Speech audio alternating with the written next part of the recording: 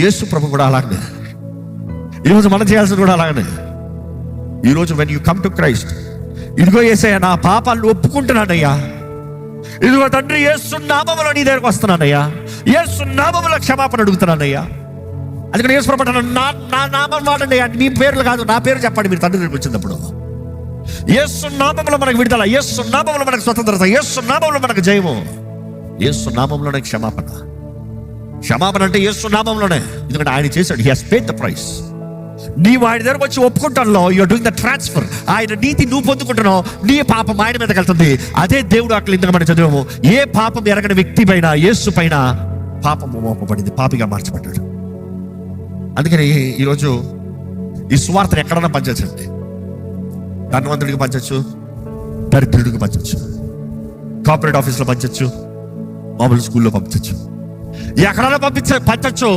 ఎవరికైనా తగినది, ఏ ఒక్క కేటగిరీ అని చెప్పడానికి లేదు, ప్రతి ఒక్కరికి తగినది.